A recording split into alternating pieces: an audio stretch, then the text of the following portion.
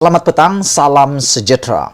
Ini berita yang baru kita terima berkaitan dengan kapal LCS yang tak siap-siap melibatkan belanja yang sudah dibayar 6 bilion tapi satu pun belum siap. Dan sebenarnya yang lebih menghairankan adalah ramai pemimpin-pemimpin daripada parti UMNO khususnya Najib mencanangkan bahawa kapal itu memang ada. Persoalannya hari ini bukan tentang ada atau tiada kapal itu. Kerana kita semua tahu kapal itu memang ada. 2017 sudah ada. Tapi yang kita nak canang-canangkan di sini, yang kita nak war-warkan di sini adalah kapal itu belum siap. Padahal ia harus diserahkan pada tahun 2019. Dan memang ada kapal yang langsung tak ada lagi, yaitu kapal LCS nomor 6 belum mula dibuat apa-apa. Memang kapal itu ada. Memang kapal itu ada. Dan tiba-tiba pula Najib mencanangkan begitu luar biasa selepas isu kapal LCS ini dikritik hebat, dikecam hebat. Najib tampil pula mula mencari kesalahan DAP dan juga Pakatan Harapan.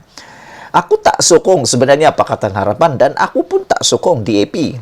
Tapi Najib kata ini perlu disamakan dengan kes terowong di Pulau Pinang dan juga kes sampai Najib mengingatkan bila kapal kereta terbang boleh sampai kepada Malaysia.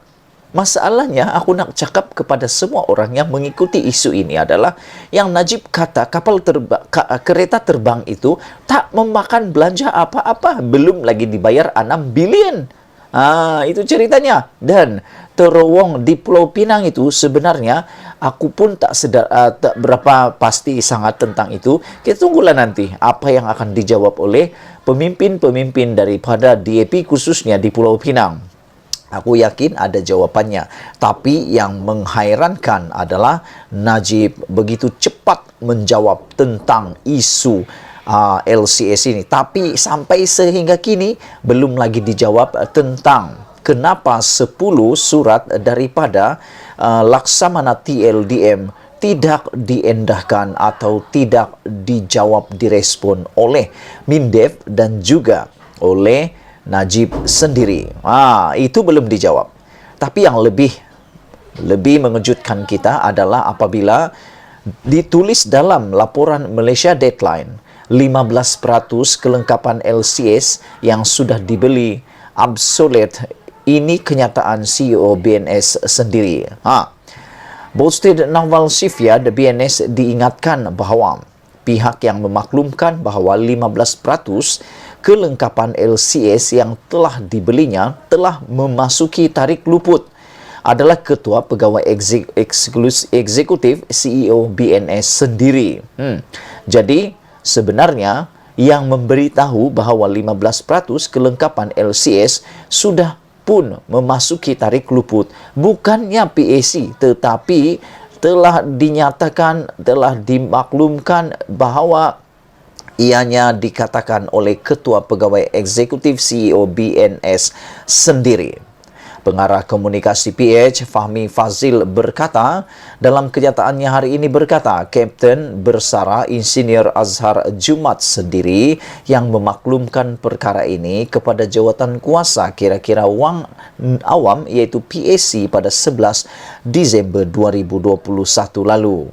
Beliau berkata demikian bagi menjawab laporan bernama kononnya CEO BNS itu berkata tiada kerugian RM1.7 bilion sebagaimana yang didakwa kerana kelengkapan KD Maharajalela itu akan digunakan 100% untuk 5 buah kapal terbabit. Fahmi menunjukkan kenyataan Azhar pada PAC pada 11 Disember 2021 lalu. Ada satu maklumat penting yang saya hendak bangkitkan di sini, ialah isu kos ataupun value peralatan yang disimpan di dalam store kita, katanya. Kita anggarkan dalam RM1.7 bilion yang masih berada dalam store ataupun bilik simpanan, kata Azhar dalam catatan PAC itu.